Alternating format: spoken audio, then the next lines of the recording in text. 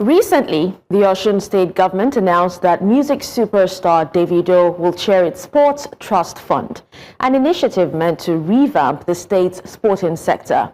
Now, on the surface, that sounds fine. Davido is popular, influential, and yes, from Osun State. But it raises a question many Nigerians quietly ask over their morning pap. When did fame become a qualification for governance? You see, this is the Nigerian pattern. We don't look for who is most capable, we look for who is most connected. Now, it's not what can you do, but who do you know? It's always been like that. And that is how we turn leadership into a family business. Take it national now. President Tinubu's administration has actually faced growing criticism for favoring close allies and family figures in key appointments. For example, his son, Seyi Tinubu, has become an influential name in government and business circles, often seen at high-level meetings and state events, even though he holds no elected or formal government office. Too many, that's not just optics. It's a symbol of how access in Nigeria is inherited and not earned. Now, let's be clear.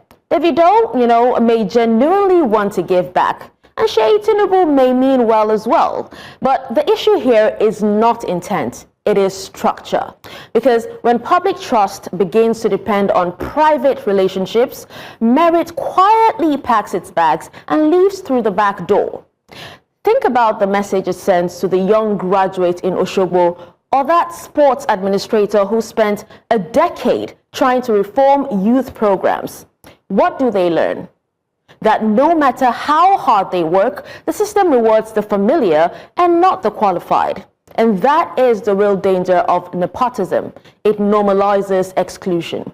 It tells every ordinary Nigerian that you can be talented, you can be hardworking and patriotic, but unless your surname opens doors, your dreams may not cross the corridor. It's almost poetic if you ask me, in a tragic way though.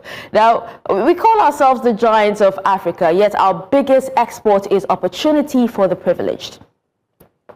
So this morning, as you get ready for the new week, just remember our real problem is not that we lack bright minds. It's that we refuse to give them a seat at the table.